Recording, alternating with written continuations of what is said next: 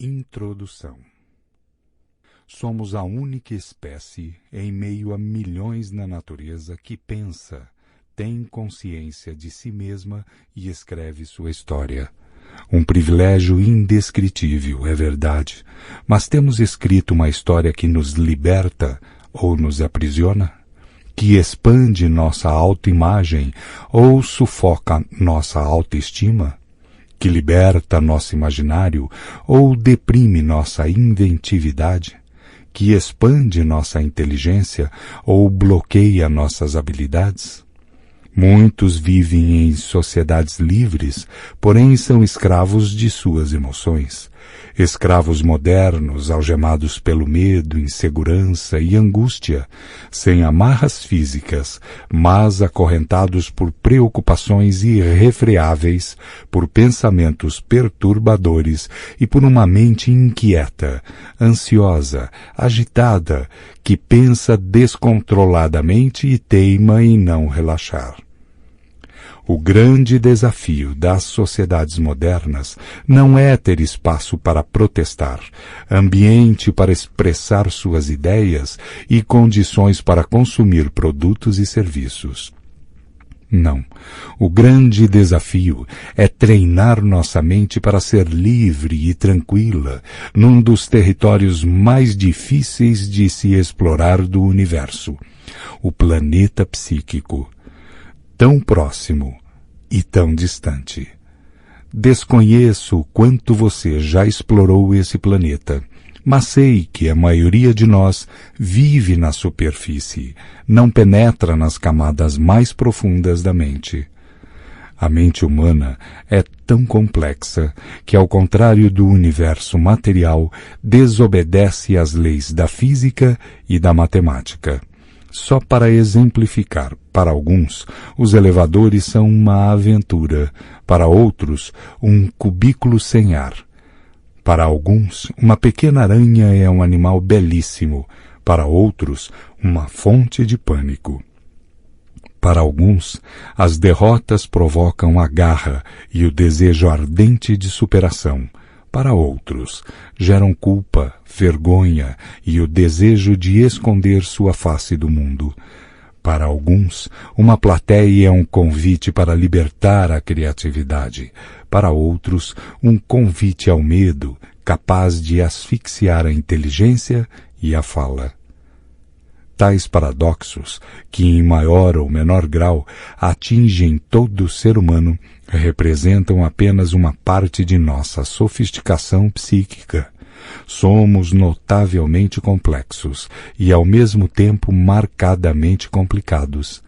Essas contradições, tão comuns à personalidade humana, indicam que precisamos de mentes treinadas educacionalmente para superá-las e se tornar mentes brilhantes.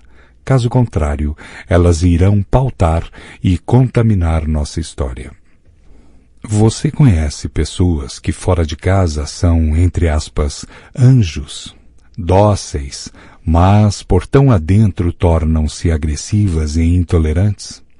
E pessoas que sorriem socialmente, mas por dentro estão angustiadas? E profissionais que, relaxados, produzem muito, mas estressados bloqueiam o raciocínio, deixam de ser produtivos? E pessoas que cuidam de suas empresas com competência, mas são carrascos de sua qualidade de vida? Mentes treinadas não são importantes apenas para superar essas discrepâncias, mas também para criar plataformas de janelas light no córtex cerebral, que representa a memória humana, e dar sustentabilidade às funções mais relevantes da inteligência, como a generosidade, a sensibilidade, a segurança, a autocrítica, a estabilidade emocional. E em que consistem essas plataformas de janelas light? São áreas de leitura utilizadas na construção de pensamentos. Fique tranquilo, estudaremos adiante esses assuntos. A psique, o treinamento da mente e os computadores. Os computadores, mesmo os mais rudimentares, conseguem processar mais informações do que qualquer ser humano. Parecem mais complexos que a nossa mente, mas nenhum deles conhece e jamais conhecerá o que é o sabor da alegria, o paladar do amor, ou irá sofrer por antecipação, recuar, sentir culpa, viver a dor do outro ou sequer experimentar uma pequena dúvida. São máquinas simplistas, embora possamos considerá-las sofisticadíssimas. Qualquer ser humano, seja um mendigo socialmente renegado, uma pessoa em surto psicótico ou um alcoólatra caído pelas ruas sem nenhum controle sobre si mesmo, é milhões de vezes mais complexo do que a mais complexa das máquinas criadas pelo homem. Eu e você podemos falhar em diversos momentos, às vezes estupidamente, mas até nossas falhas são frutos de nossa sofisticação. Nossas gritantes diferenças em relação aos computadores não estão no mundo da lógica, e sim no universo da consciência existencial e das funções da inteligência que ultrapassam os limites da lógica. Na teoria da inteligência multifocal que venho desenvolvendo ao longo de mais de 25 anos sobre o processo de funcionamento da mente, de construção de pensamentos e de formação de pensadores, aponto que a consciência existencial é o fenômeno mais complexo da psique. Jamais um computador terá consciência de si mesmo. Você tem essa consciência, por isso, quando sofre, chora ou se alegra. Esses acontecimentos são únicos no universo. A maturidade, a afetividade, a serenidade, a ousadia, a flexibilidade, o altruísmo, a tolerância, a humildade, a simplicidade, enfim, todas as funções da psicologia intrapsíquica precisam de muito mais do que milhões ou bilhões de dados para serem construídas. Os computadores não irão produzi-las, a não ser pela simulação.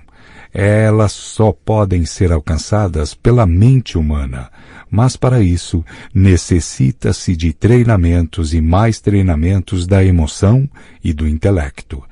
Da mesma forma, a psicologia educacional requer tais treinamentos.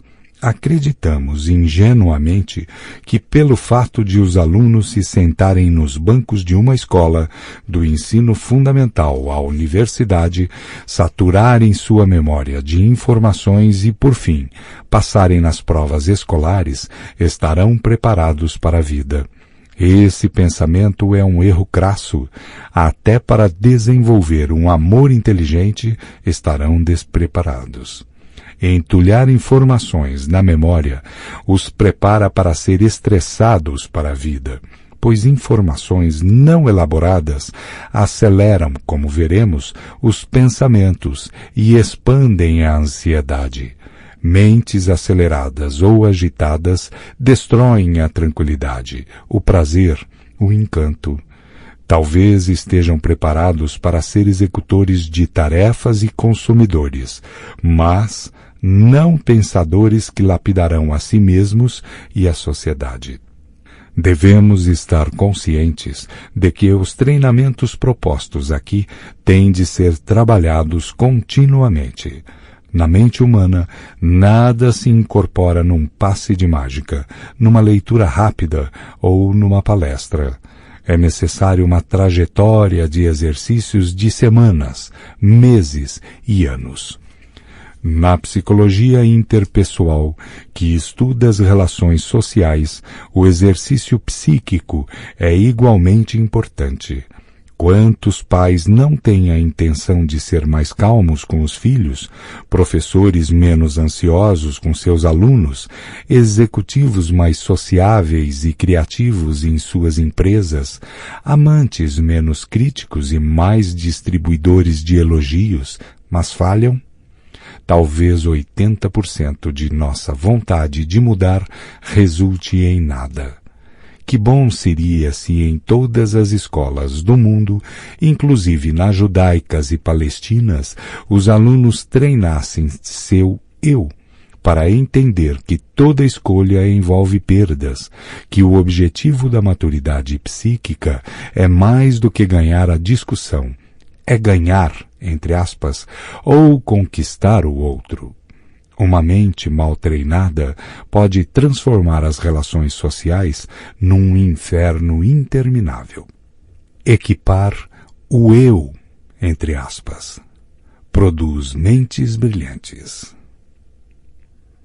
Estou sempre afirmando que meus livros não são de autoajuda ou motivação. Os livros de autoajuda, em tese, não nos levam a compreender nosso psiquismo, penetrar em camadas mais profundas do funcionamento da mente, produzem mensagens positivas e orientações que raramente resistem ao calor dos problemas da segunda-feira. Mentes Brilhantes, Mentes Treinadas é um livro de divulgação científica, fundamentado na teoria da inteligência multifocal. Portanto, é uma obra de aplicação psicológica, sociológica, filosófica e educacional, que estimula a arte de pensar, a consciência crítica e procura fornecer ferramentas para o treinamento psíquico. Na psicologia intrapsíquica, até os tão famosos fenômenos amor e felicidade precisam de treinamento, de equipamento para serem produzidos. Por exemplo, não são poucos os casais que desenvolvem uma paixão doentia que os controla e os asfixia, e não um amor inteligente que os liberta, fundamenta o prazer, as trocas serenas.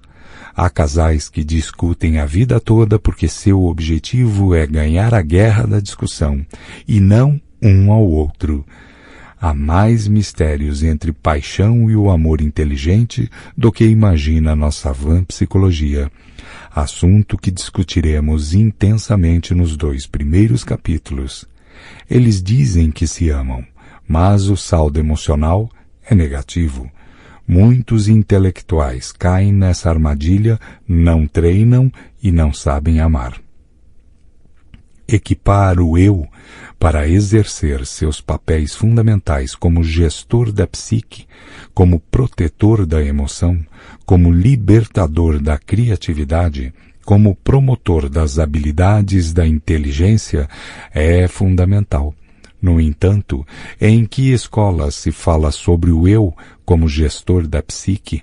Em que universidade se fala do eu como protetor da emoção? Permita-me perguntar, você tem protegido sua emoção ou ela é um barco à deriva, sem bússola?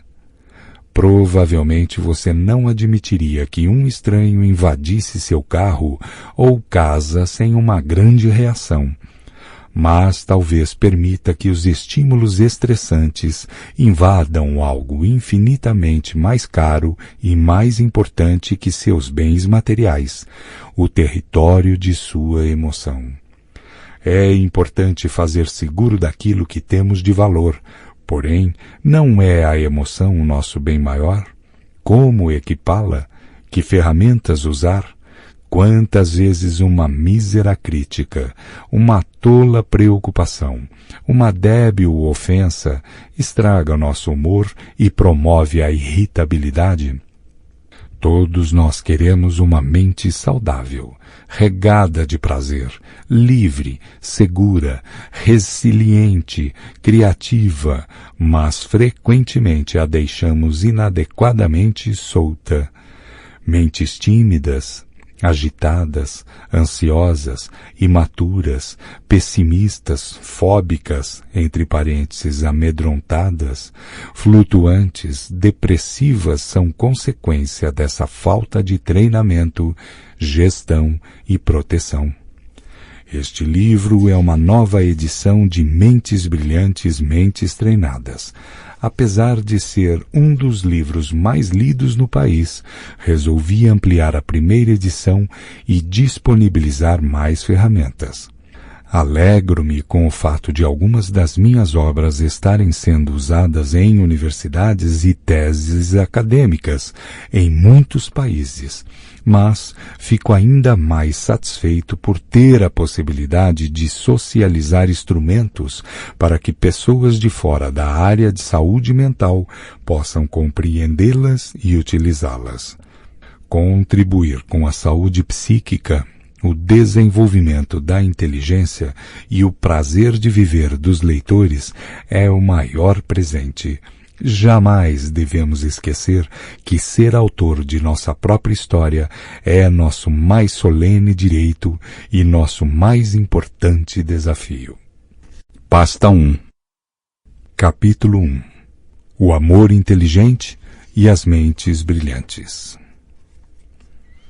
O amor versus a razão.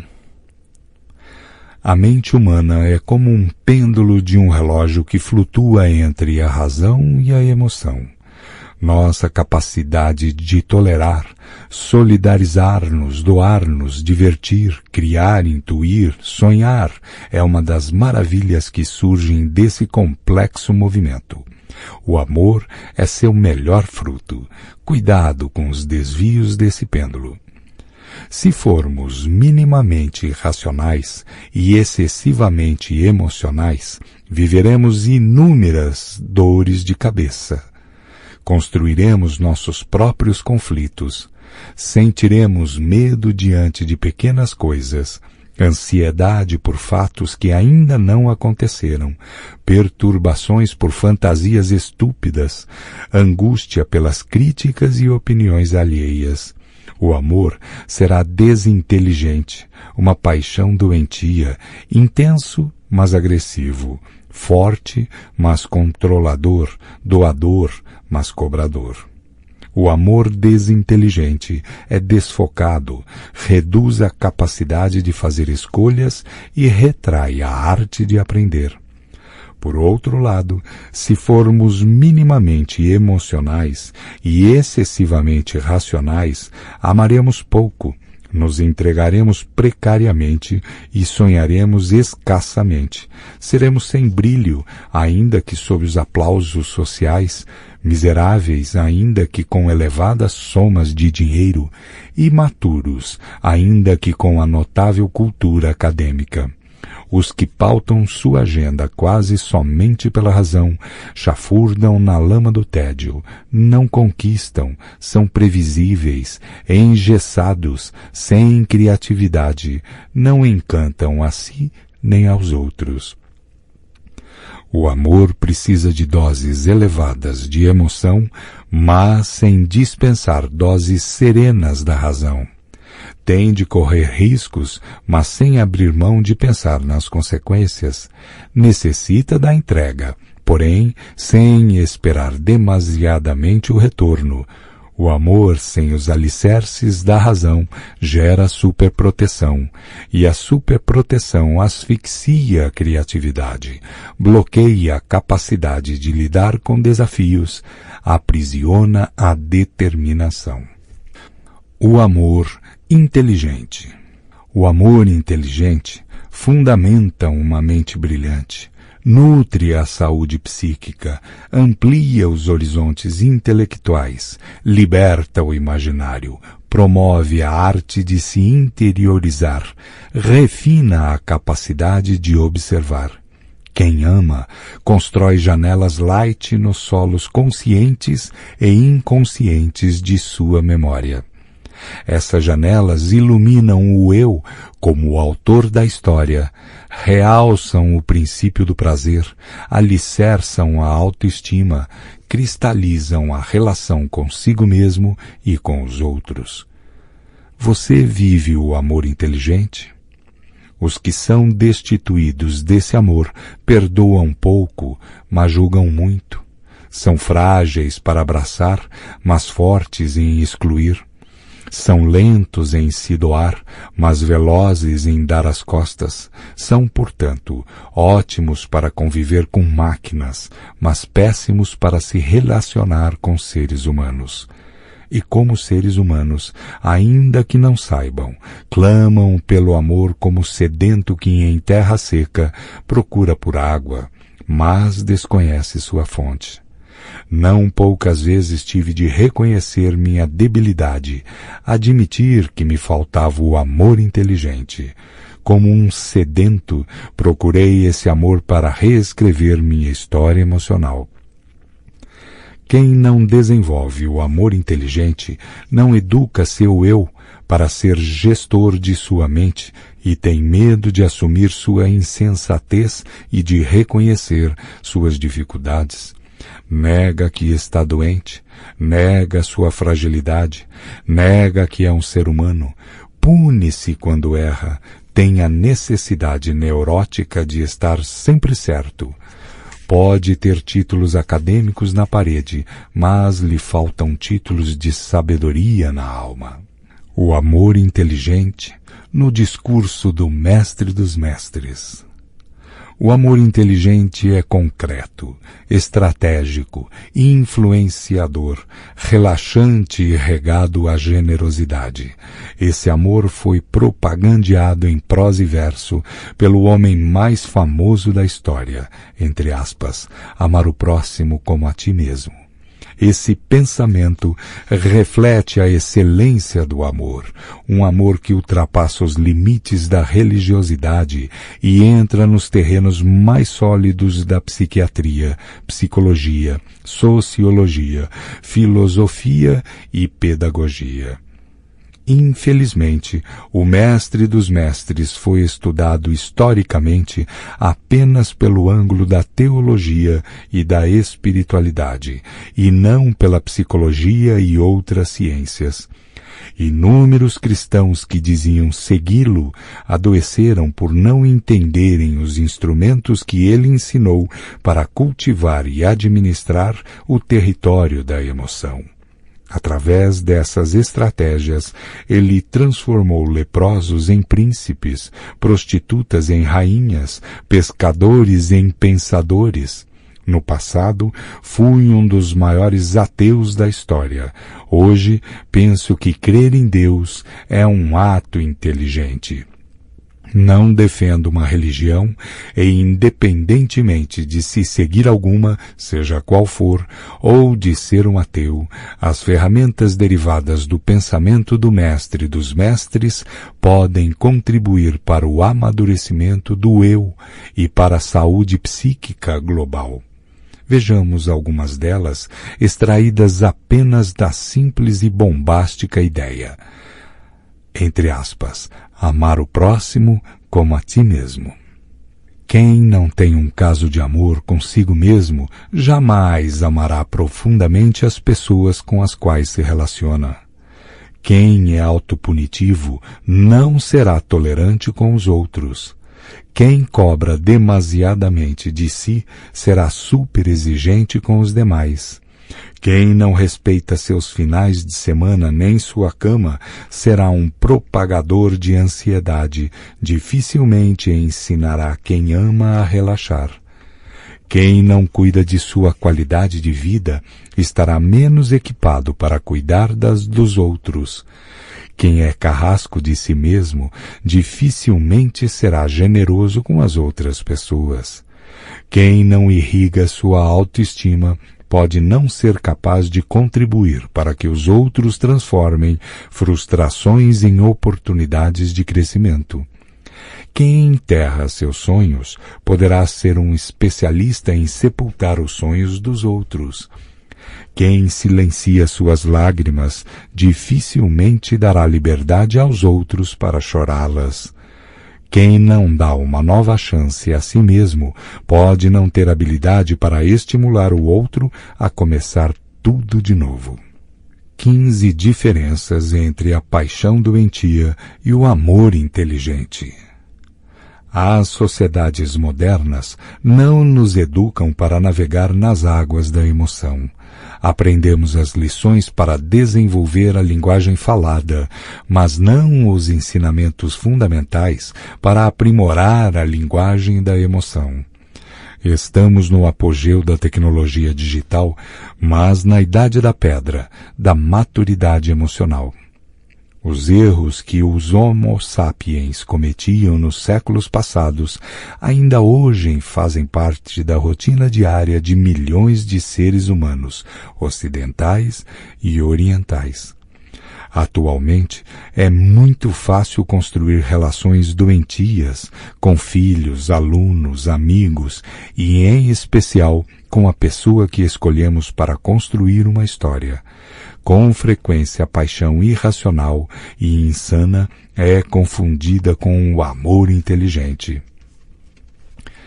Treinar nosso eu como gerente da emoção para conquistar o amor inteligente deve ser a meta fundamental de qualquer ser humano, de qualquer cultura que queira desenvolver uma mente brilhante, sobretudo para relacionamentos saudáveis, duradouros, cooperativos, felizes.